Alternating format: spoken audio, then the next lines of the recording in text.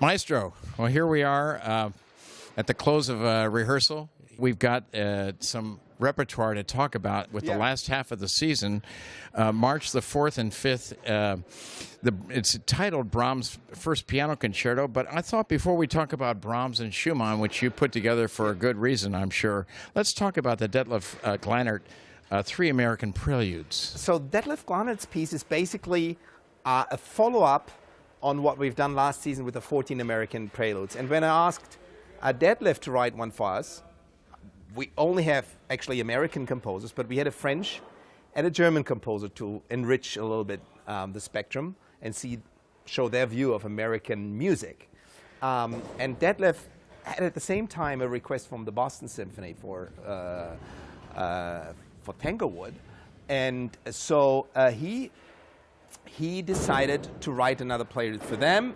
We premiered his first prelude here, and now he has written a third one, so the whole thing becomes one really mini symphony, basically, out of three American preludes, and I think it's a gorgeous piece. So the third will be a world premiere here? Yeah, well, actually, the third we have done. The second was written in Boston, and then for Boston, and then so the first one is the new one, and then we will premiere the whole cycle here now in San Antonio. So is this a world premiere? It's a world premiere of the three. Yeah. Excellent. Well, you didn't put the Robert Schumann together with the Brahms, not for very good reason.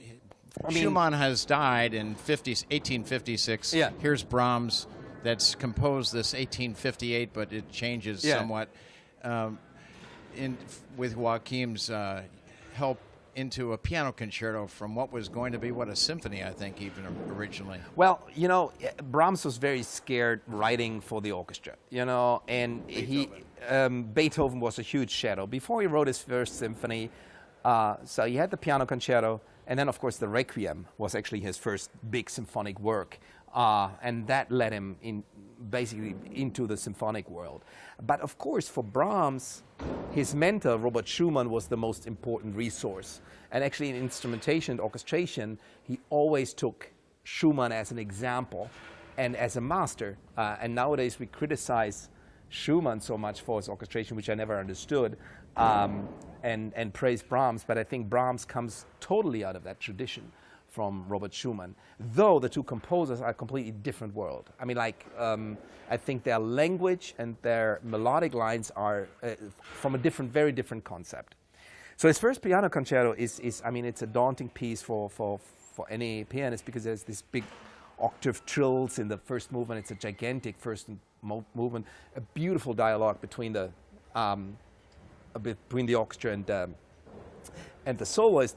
Actually, the exposition of the big introduction before the soloist comes on is almost like a symphonic work, and then the soloist comes in and tells a completely different story, very reflective, very introvert in a certain way, until he starts exploding with everybody else. Minor key, maybe an homage to the death of Schumann, you think?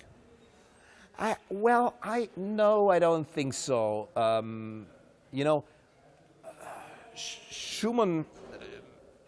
Schumann's death wasn't such a surprise at that time. I mean, he went already into this asylum, and it was. But I think this piece was really for him to showcase his own work and also perform as a pianist. Yes, and we are lucky enough to have Peter Serkin here. We have Peter Serkin here. Have you worked with him before? I haven't worked with him, but believe it or not, I heard him twice playing this piece. Actually, last time I heard him play was in Vancouver. So no, I'm very thrilled to have him. He's a wonderful artist and son of probably one of the most important pianists in the 20th century. Well, Maestro, this is great. Looking forward to the March 4th and 5th here in the Tobin of Brahms Piano Concerto No. 1, the Glanert piece, which is going to be a world premiere of the three preludes together, and Robert Schumann's Symphony No. 4. Thank you. With a gorgeous violin solo, by the way. Oh, yes. Yeah.